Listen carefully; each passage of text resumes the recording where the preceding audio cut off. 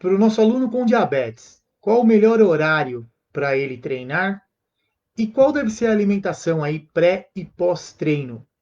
Seja muito bem-vindo, seja muito bem-vinda a essa série de lives, que são as lives de aquecimento da Semana da Prescrição do Exercício Físico no Diabetes. Meu nome é Roberto Doro, eu sou profissional de educação física, especialista na prescrição e no acompanhamento do exercício físico para quem tem diabetes, e eu ensino o profissional de educação física a mostrar o resultado positivo do exercício já na primeira aula, né, com seu aluno aí com diabetes. Então, como eu já falei, né, essa semana, né, de lives aqui, essas últimas lives, né, que a semana que vem já começa aí a semana da prescrição de exercício no diabetes, vai ter início aí no dia 25, o evento. Então, essas lives, elas são lives de aquecimento para o evento, onde eu tenho respondido as perguntas, né, para quem está fazendo aí a inscrição para participar. Existe lá um questionário para a pessoa preencher, então, com base nas dúvidas que estão aparecendo no questionário, eu tenho selecionado algumas e tenho feito essas lives de aquecimento aí para a semana da prescrição de exercício no diabetes. Então, na live de hoje, a gente vai responder exatamente essa situação, quer dizer, o nosso aluno com diabetes. Duas coisas, qual é o melhor horário para ele treinar? Segundo, em que período que é melhor para ele treinar? Ou em qual, que tipo de alimentação aí que também ele deve fazer, né? Antes ou após o treinamento. Então vamos lá, vamos entender primeiro como é que funciona aí o nosso corpo. Eu já vim comentando, né, nas lives anteriores que o organismo, a fisiologia humana do controle da nossa glicemia, ele sempre vai acontecer de uma maneira variável. Então, mesmo para aquele indivíduo que não tem diabetes, a glicemia tende a variar. Claro que existem lá os padrões de normalidade, então, em jejum de pelo menos 8 horas, aí espera-se valores de concentração de glicose no sangue menores do que 100 miligramas por decilitro, e após sobrecarga, né, após alimentação, valores menores do que 140 miligramas por decilitro. Em quem tem diabetes, também vai acontecer a mesma coisa. O problema maior é que normalmente a gente tem aí um problema justamente com a hiperglicemia, quer dizer, independente do tipo de diabetes que a pessoa tem, se tem diabetes tipo 1, diabetes tipo 2, ou diabetes MOD, ou mesmo o diabetes gestacional, são alterações aí no metabolismo da glicose que vão levar a situações onde geralmente a pessoa tende a ficar hiperglicêmico. Então, nessa situação que a gente tem. Só um minutinho, pessoal. Oi, tá. É que o seu telefone tá aparecendo aqui um pouquinho. Ah, aqui, a câmera. Tá. Você podia ter falado, poxa. Só ter avisado eu tinha. Ah, tá bom, então. Então, então vamos lá. Essas variações, elas são fisiológicas e a mesma situação vai acontecer com a nossa resistência à ação da insulina. Então, o nosso corpo, fisiologicamente, para quem não tem diabetes, para qualquer indivíduo, em determinados momentos do dia, em determinados períodos, ele vai ser um pouco mais resistente à ação da insulina do que em outros períodos.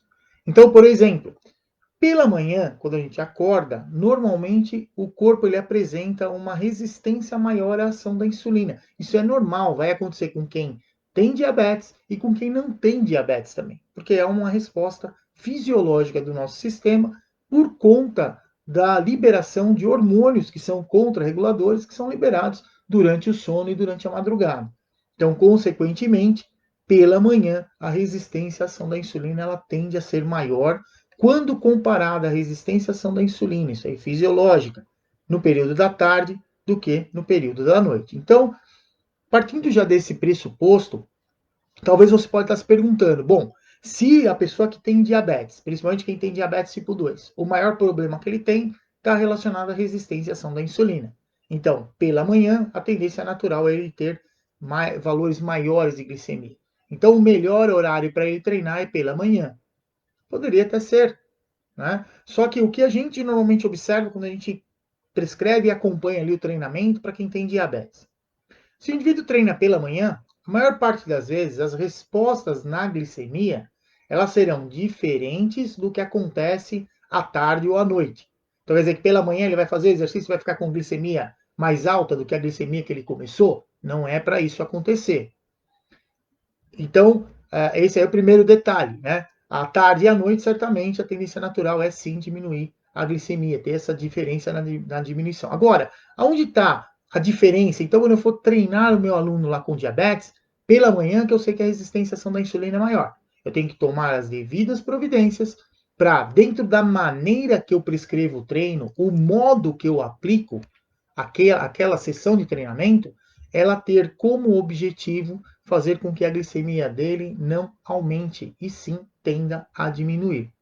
E a gente tem aí um outro problema que muitas vezes faz a glicemia de quem tem diabetes quando treina pela manhã aumentar, que é exatamente o tempo de ação dos medicamentos. Então, mesmo para quem toma antidiabético oral, não é tomar o antidiabético oral ele já está fazendo efeito, ele vai demorar um tempo de ação, até ele chegar no sistema, ir para a circulação sanguínea e fazer o efeito que ele precisa fazer.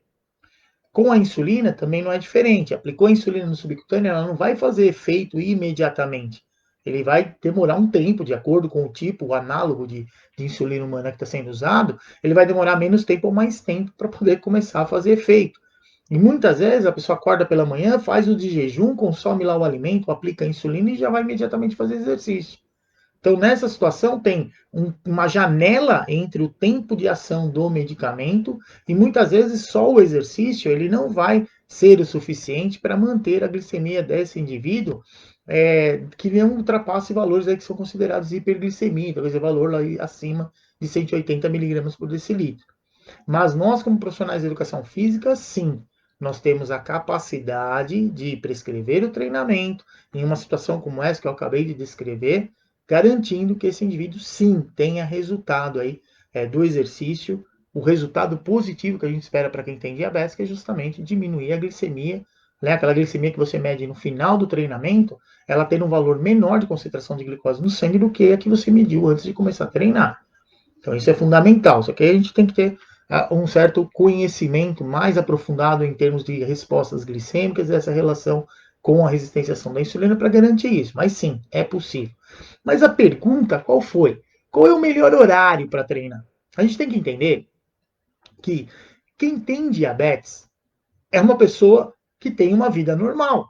Então, se é uma criança lá com diabetes, é uma criança que acorda pela manhã, muitas vezes vai para a escola, vai para fazer outros cursos, né, paralelos aí, é uma vida normal como de qualquer outra criança. A mesma coisa que o indivíduo adulto com diabetes. Ele tem uma vida normal, ele precisa acordar, ele precisa trabalhar, ele precisa pagar conta, é o que a gente geralmente vive. Então, muitas vezes, essa questão de qual é o melhor horário para treinar, ela acaba sendo muito semelhante a qual é o melhor exercício para quem tem diabetes. Porque, por mais que a gente saiba das especificidades dentro dos tipos de exercício, dentro das modalidades, né, a tipificação, a gente tem aí ainda a questão relacionada a se a pessoa gosta de fazer aquilo. Então, a primeira coisa que a gente precisa respeitar é o seguinte: qual o melhor exercício? Aquele que a pessoa com diabetes gosta de fazer. Dentro disso, nós, como profissionais de educação física, vamos adaptar, se necessário, ou não, né, de acordo com a modalidade ali que ele escolhe, o tipo de exercício que ele escolhe, fica até mais fácil para a gente poder prescrever e ajudar no tratamento dessa pessoa com diabetes. Então, a questão de qual horário é o melhor, é o horário que é possível para a pessoa treinar. Hoje aconteceu uma coisa interessante comigo. Na minha rotina, eu tenho o hábito de levantar pela manhã. Uma das primeiras coisas que eu vou fazer é fazer exercício. Geralmente eu já faço isso. Hoje eu tive uma rotina totalmente diferente e eu consegui me exercitar só agora, no início da noite. Então, e isso causou ali, porque além de eu ter exercitado, eu ainda precisei demorar um tempo para poder me alimentar, resolver umas outras situações que eu tinha pendentes aí, para poder depois me alimentar. E com isso acabei fazendo episódio de hipoglicemia. Então, são situações que vão acontecer, podem acontecer. Claro que a gente tem que tomar cuidado para que cada vez esse tipo de situação, principalmente relacionada a fazer o exercício, onde a gente sabe que ele tem esse efeito hipoglicemiante para ajudar no controle de quem tem diabetes, fazer o nosso aluno com diabetes fazer o exercício e sair com uma glicemia maior do que a que ele chegou. Então, numa situação geral, isso é algo que é negativo. Isso não é bom para a gente.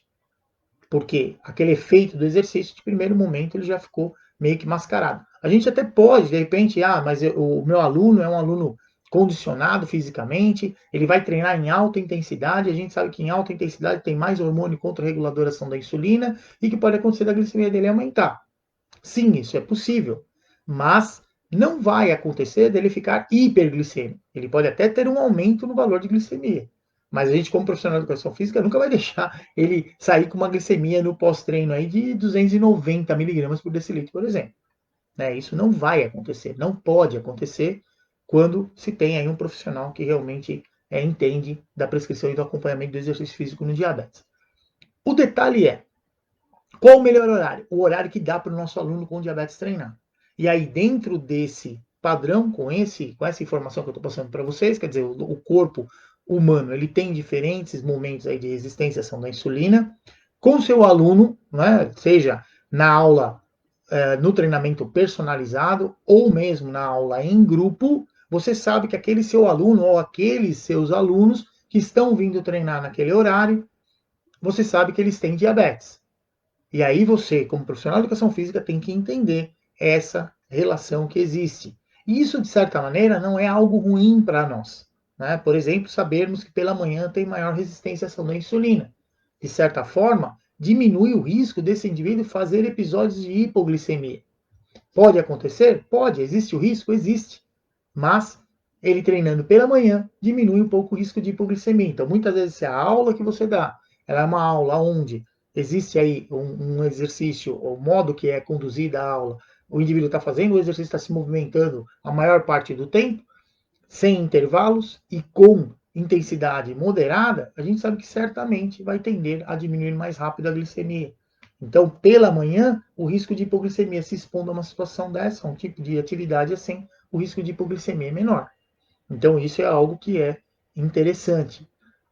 A mesma situação para o indivíduo, por exemplo, que chega com hiperglicemia para treinar. Se ele chega com hiperglicemia pela manhã, é mais difícil a gente corrigir a hiperglicemia dele do que no período da tarde ou à noite. Dessa maneira, aplicando o mesmo tipo de exercício, de maneira aí cíclica, né, com intensidade moderada, se você aplicar à tarde ou à noite, certamente a resposta na glicemia ela vai ser melhor. Então, quando você for prescrever o exercício para quem tem diabetes, você tem que ter isso em mente. Quer dizer, pela manhã, maior resistência à ação da insulina, à tarde menor, à noite menor ainda. Então, isso é fundamental porque vai fazer diferença na hora de você determinar aí volume e intensidade, principalmente, mesmo o modo que vai ser aplicado aí o exercício. Claro que ele vai ter que ser prescrito de acordo com o objetivo do nosso aluno com diabetes. Como eu já comentei anteriormente, muitas pessoas com diabetes, eles vêm para treinar muitas vezes com a gente, ou vem para fazer a sua aula, né, que é uma aula coletiva, mas ele está vindo porque ele está buscando uma melhora no rendimento, ele está buscando outro objetivo. O objetivo dele não é controlar o diabetes. E por conta disso, nós não podemos evitar, falar assim, já que ele está vindo para treinar, ele não está preocupado em controlar o diabetes, então tudo bem, vamos fazer o treino que a gente faz aqui e já era, cada um que se vire. Não pode pensar assim, porque o resultado do seu trabalho vai estar comprometido. Por que o resultado vai estar comprometido? Porque se o seu aluno com diabetes não manter a glicemia dele em padrões fisiológicos, evitando hiperglicemia e hipoglicemia, ou seja, aí, valores maiores do que 70 miligramas por decilitro e menores do que 180, as respostas fisiológicas dele serão comprometidas e, consequentemente, o resultado do seu trabalho também vai ficar comprometido. Então, nós, profissionais de educação física, que prescrevemos e acompanhamos o exercício, para qualquer indivíduo, quando vem alguém com diabetes para treinar com a gente tem que sim prescrever o exercício de acordo com o objetivo que o nosso aluno quer, mas ao mesmo tempo monitorar e garantir que a glicemia dele permaneça na maior parte do tempo dentro do que a gente chama no alvo, que são esses valores de glicemia que eu falei que eles são fisiológicos. Então, dessa maneira, você consegue fazer com que ele tenha um bom controle do diabetes e isso garante o resultado do seu treinamento, seja relacionado a mudança na composição corporal, que às vezes muitas pessoas, somente com diabetes tipo 2, estão acima do peso, e a pessoa vem treinar porque ele quer perder peso. Se você não souber prescrever direito o exercício para garantir que a glicemia dele fique dentro de um padrão, dentro do alvo, que a gente chama, né? Automaticamente, se ele fica muito tempo hiperglicêmico, a tendência natural é ele ter dificuldade em emagrecer.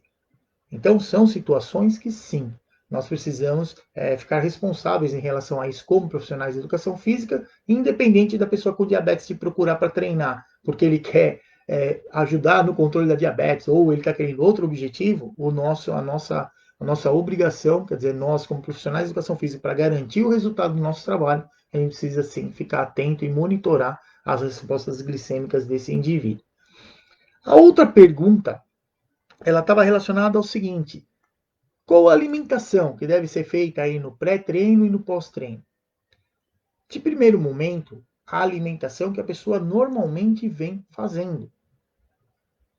De repente você vai falar, mas o meu aluno com diabetes, ele vai fazer um esporte com longa duração. Ele vai, por exemplo, vai pedalar, e ele vai pedalar por um período longo. Ele vai fazer um treino de rodagem e ele vai automaticamente pedalar aí por 4, 5 horas. O que vai determinar a mudança na alimentação desse indivíduo? Exatamente a necessidade ou não da suplementação com carboidrato. E de que maneira isso vai ser feito? Vai depender da glicemia que ele tem antes de começar a fazer o exercício. Porque se ele está pedalando, ele vai pedalar em uma intensidade que seja aí, moderada, ou de repente vai ser uma velocidade que seja, né, uma carga que vai se tornar variativa. Então, em um momento ele está pedalando ali mais tranquilo, em outro ele vai ter que fazer um esforço um pouco maior. Se ficar dentro dos valores aonde a gente classifica como um trabalho aeróbio, né, entre limiar 1 e entre limiar 2, de moderado, partindo para uma intensidade um pouco mais alta, a tendência natural é diminuir mais rapidamente a glicemia desse indivíduo. Então, o que vai depender de como esse indivíduo vai se alimentar, a alimentação dele vai ser normal, do jeito que foi prescrito lá pelo nutricionista, ou de acordo com o hábito que ele tem de se alimentar. Antes de iniciar o exercício, obrigatoriamente vai medir a glicemia, e de acordo com essa glicemia referencial, é que vai se determinar em qual período e com qual quantidade será suplementado com carboidrato. E no pós-treino? O pós-treino de quem tem diabetes é semelhante, a alimentação vai ser semelhante a qualquer indivíduo também que não tem diabetes. O que a gente precisa consumir depois do treino? Normalmente carboidrato e também proteína. Isso é fundamental para qualquer indivíduo que fez o exercício. E o que vai determinar o quanto de carboidrato ou o tipo de carboidrato que ele vai consumir? Exatamente a glicemia que ele apresentou no pós-treino. Terminou o treino, mede a glicemia. Ah, mas terminei com uma glicemia que ainda está 190, está 200. Está com uma glicemia, está em hiperglicemia, consequentemente vai consumir uma quantidade de carboidrato reduzida e de preferência um carboidrato complexo, que não chegue tão rápido no sangue. Então, dessa maneira, você mantém a dosagem lá da proteína, né, que foi prescrita, e automaticamente isso tem que ser sim feito. Deixando bem claro que nós, como profissionais de educação física, nós não temos como prescrever a dieta para o nosso aluno, seja ele com diabetes ou sem diabetes. Eu entendo que hoje é muito comum, né, as pessoas, os próprios alunos fazem isso conosco, né, comigo também acontece frequentemente. A pessoa vem treinar e fala, professor, não, eu quero treinar, quero fazer trabalho para hipertrofia, mas qual o suplemento que eu tomo? Né, então isso é muito comum a gente passar por essa situação. Só que o próprio nome já diz, suplemento. Suplemento é você colocar, né, acrescentar o que não está conseguindo ser consumido ali na dieta que o indivíduo tem diariamente. Então, aí sim, esse é o primeiro detalhe. Então, quer dizer, é necessário ou não? Agora, por que a gente usa o termo de suplementar com carboidrato o indivíduo que tem diabetes durante o exercício? Porque com a dieta que ele vem fazendo, de acordo com a glicemia que ele chegou para fazer o exercício, o tipo de exercício que ele vai fazer, ou a duração que vai ter esse período de exercício, consequentemente, a hipoglicemia ela vai ser eminente. Não vai ter como a gente sair desse quadro de hipoglicemia. E aí o que a gente faz? Oferta um pouco mais de glicose no nosso aluno com diabetes. Isso sim a gente pode falar para ele, trazer ali algum suplemento com carboidrato. E que tipo de carboidrato que o indivíduo com diabetes deve consumir para evitar fazer hipoglicemia? Durante o exercício, alimentos com carboidrato, de preferência carboidrato simples e com alto índice glicêmico. O que é isso? São carboidratos onde a gente tem aí, no máximo, aí um disacarídeo junto lá com um monossacarídeo, por exemplo. Ou, no caso do mel, né, o mel é algo bastante interessante para corrigir a hipoglicemia, porque ele tem 2 monossacarídeos, ele tem lá a glicose e tem também a frutose. E esses dois monossacarídeos não estão ligados um ao outro. Então, a hora que o indivíduo consome o mel, não tem reação química nenhuma hidrólise para esses monossacarídeos atravessarem ali a membrana intestinal e irem direto para o sangue. Então, rapidamente, a glicose já chega imediatamente no sangue e a frutose ela vai sofrer só uma pequena reação química ali no fígado para ser convertida em glicose e automaticamente vai para o sangue também. Então, chega rápido. Isso é importante, é importantíssimo a gente entender que o nosso objetivo como profissional de educação física, explorar ao máximo o efeito positivo do exercício, que é exatamente diminuir a glicemia do nosso aluno com diabetes. É isso que a gente quer. Só que a gente tem que tomar cuidado porque essa diminuição na glicemia, ela acontece de uma maneira muito mais rápida do que com o efeito dos medicamentos. Então, quando o indivíduo aplica insulina, até a insulina começar a fazer o efeito, até ter o pico de ação máxima da insulina, tem um período muito maior do que quando a gente faz o exercício, mesmo com a insulina ultra rápida. Quer ver um exemplo fácil? Aplica a insulina ultra rápida. Quanto tempo vai demorar para começar a fazer efeito? Em torno de 15 minutos ela começa a chegar no sangue. Qual é o pico de ação dela? Entre 1 e 2 horas. O pico de ação máximo dela. E no exercício? Exercício a gente faz treinos geralmente em torno aí de 1 hora. E a partir do momento que você começou a fazer o exercício, a partir do momento que você começou a fazer o exercício, o que naturalmente acontece? Degradação lá do glicogênio muscular. O músculo está usando ali o glicogênio que está armazenado, então está usando aquelas moléculas de glicose para gerar energia. Independente da ação da insulina, se consegue aí reações químicas para captar a glicose do sangue e trazer para o músculo, para ele continuar trabalhando. Isso aí já vai acontecer de acordo com a velocidade de degradação do glicogênio muscular. Por isso a questão relacionada ao tipo de exercício que está sendo feito. Se você faz um exercício onde tem um esforço muito grande e um intervalo, naquele momento de esforço gastou muito glicogênio. E no intervalo, gastou pouco glicogênio, porque o músculo parou de trabalhar. Agora, em um exercício que é contínuo, quer dizer, o músculo começa a trabalhar e continua trabalhando desde o momento que começou até o final, consequentemente, essa velocidade de degradação do glicogênio ela é maior. E mesmo que ele pedale, por exemplo, pedale ou corra, ou faça um nade, por exemplo, dance que seja, por um período de 1 hora contínua fazendo exercício, você consegue a diminuição na concentração de glicose no sangue numa velocidade muito maior do que até usando a insulina ultra rápida. Então, ao mesmo tempo que a gente ajuda esse indivíduo a fazer o exercício e diminuir a glicose, pode sim acontecer como efeito colateral um episódio de hipoglicemia. Por isso a necessidade da medição da glicemia. Mede antes para saber de onde está partindo, se tem um risco ou não, de acordo com o tipo de exercício, o modo que está sendo prescrito, o tempo de duração, a intensidade que vai ter esse exercício e, obrigatoriamente, mede também a glicemia no final. E toda vez que precisa aí, mediu a glicemia, precisou suplementar com carboidrato, mede também durante o exercício para garantir, para confirmar se aquele carboidrato que foi dado lá foi uma dose adequada. Porque nós temos duas situações aí.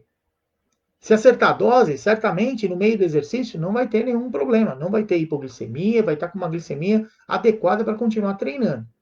Agora, se der uma dose menor do que é para ser dado, certamente vai ter novamente um risco de hipoglicemia durante o exercício. E isso a gente não quer com o nosso aluno com diabetes. Porque só quem tem diabetes sabe o que é ter hipoglicemia. Quer dizer, só quem tem diabetes não, quem faz cirurgia também bariátrica também sabe o que é. Né? E aí o momento que ele come, daqui a pouco está fazendo hipoglicemia, é uma sensação horrível que isso acontece com as pessoas. Então, a gente tem que evitar ao máximo o nosso aluno com diabetes fazer episódios de hipoglicemia. Ao mesmo tempo, não deixar que ele fique hiperglicêmico. Então, olha a responsabilidade que a gente tem com o exercício. E a questão da suplementação, você pode dar uma dose menor, que pode levar ele a fazer hipoglicemia durante o exercício, ou dar uma dose de glicose ali, né, de carboidrato maior e, consequentemente, ele ficar hiperglicêmico lá durante o exercício. Então, sempre importante a monitoração, aí, o monitoramento das glicemias, tá bom? Então, pessoal, eu espero que eu tenha respondido para vocês, né, a questão que foi encaminhada. Quero agradecer aqui a quem está respondendo o questionário e mandando aí as questões. Né? Amanhã vai ser a última live de aquecimento para a semana da prescrição do exercício no diabetes. Né? Na segunda já começa aí o evento. Então, eu espero ter respondido, né, a questão que foi feita, que é qual o horário, né, qual é o melhor horário para treinar aí o nosso aluno com diabetes e também qual é a alimentação pré e pós-treino aí que ele deve ter. Tá bom? Se você gostou desse conteúdo, então curta, né, a informação, compartilhe aí com outros profissionais de educação física que possam utilizar, que a minha ideia é trazer informações que vocês consigam utilizar no dia a dia de vocês, prescrevendo e acompanhando o exercício físico para quem tem diabetes.